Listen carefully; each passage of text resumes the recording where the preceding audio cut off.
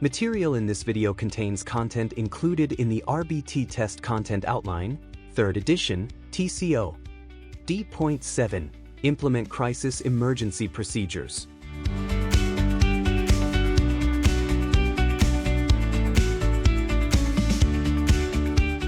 Chelsea, an RBT, works with Sam, a 10-year-old boy. Sam sometimes engages in self-injurious behavior, like hitting his head when he feels frustrated.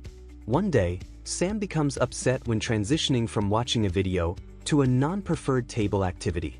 He begins yelling, throws his AAC device, and starts hitting his head. Chelsea quickly follows his behavior intervention plan.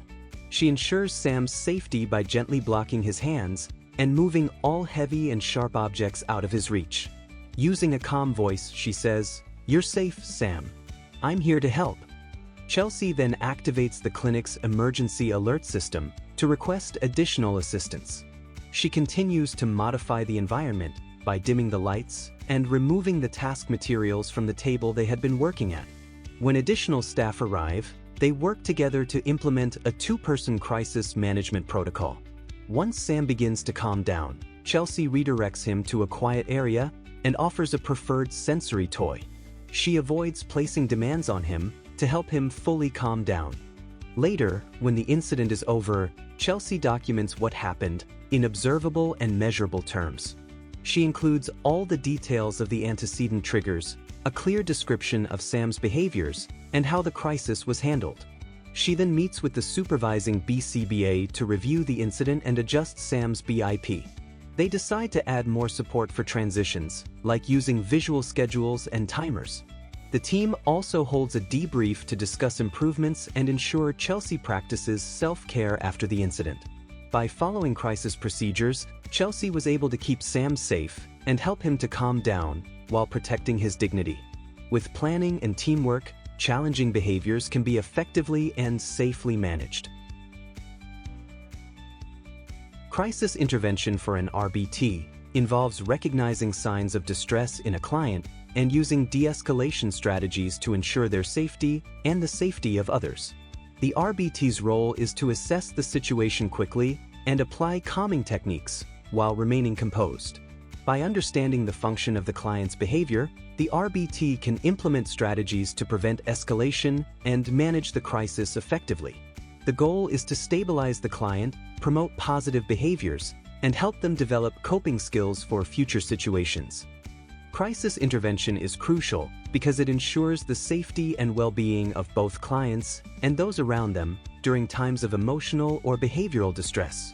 It helps to prevent harmful outcomes, such as injury or further escalation of disruptive behaviors. Effective crisis intervention also provides an opportunity to identify the root causes of the crisis, allowing for long-term solutions and behavioral support. By addressing immediate needs and offering calming strategies, RBTs foster a sense of security, stability, and trust, which is essential for ongoing therapeutic or educational progress. Let's learn more about how to recognize a crisis situation. What is a crisis? A crisis happens when a client's behavior creates a serious risk to their own safety, the safety of others, or causes major property damage. Examples include self-injurious behavior, like hitting or biting, aggression, or running away into dangerous areas. Crises usually occur when a client feels overwhelmed, frustrated, or can't communicate their needs. Recognizing these situations quickly helps RBTs respond and keep everyone safe. Physical signs of escalation. Clients often show physical signs before a crisis begins, such as pacing, clenching their fists, or tensing their body. Other signs might include rapid breathing, sweating, or making sudden movements. These signs show that the client may be getting upset or frustrated. Watching for these clues can help RBTs step in before the behavior escalates to an unsafe situation. Triggers. Triggers are specific events or conditions that directly provoke challenging behaviors. They happen immediately before the behavior and are closely tied to it. Common triggers include stopping a preferred activity, loud noises, or being asked to complete a difficult task. Knowing a client's triggers, as outlined in their behavior intervention plan, helps RBTs predict and prevent problems. By avoiding or modifying triggers when possible, RBTs can reduce the chances of a crisis happening. Setting events. Setting events are events or conditions that occur before a behavior and indirectly make it more or less likely to happen.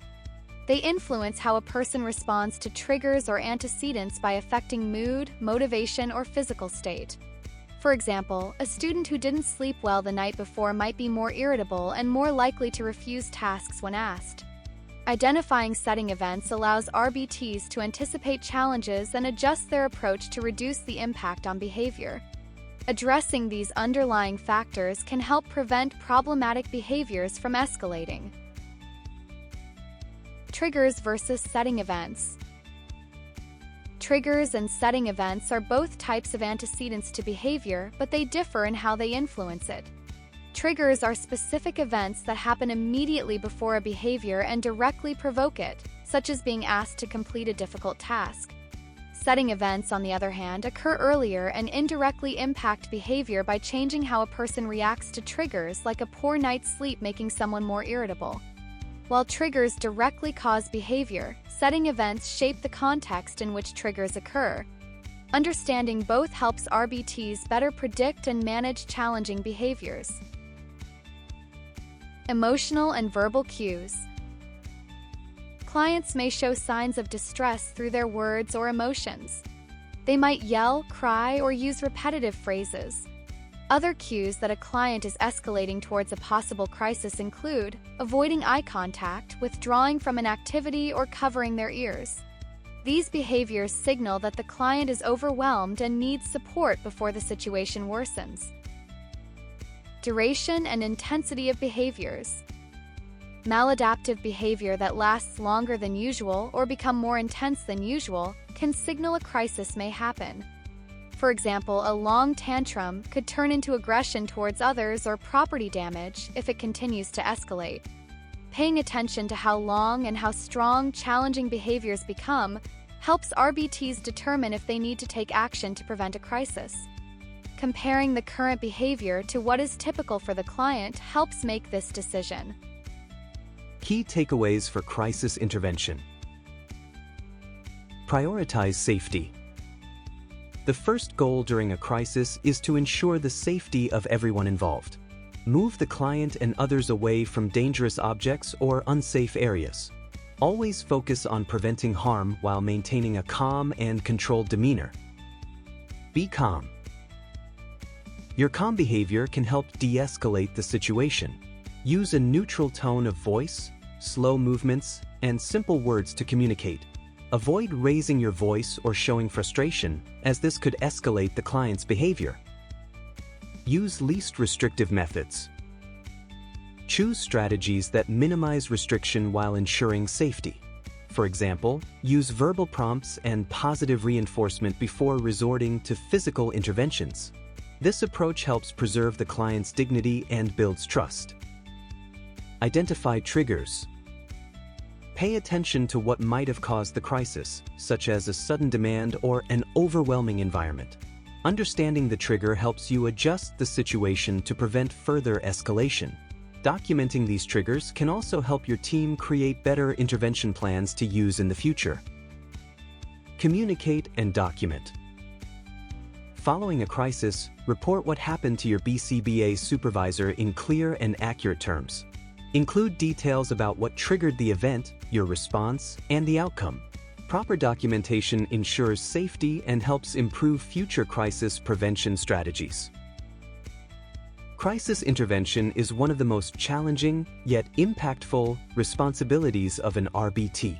Your ability to stay calm, prioritize safety, and respond with professionalism makes a profound difference in the lives of those you serve. By understanding triggers, using the least restrictive methods, and maintaining open communication, you're not just managing crises, you're empowering clients to grow and thrive. Your work is vital, and your dedication does not go unnoticed. Every moment you spend supporting your clients reflects your compassion and behavior analytic skills. Remember, your efforts today build a brighter, safer, and more supportive future for those in your care.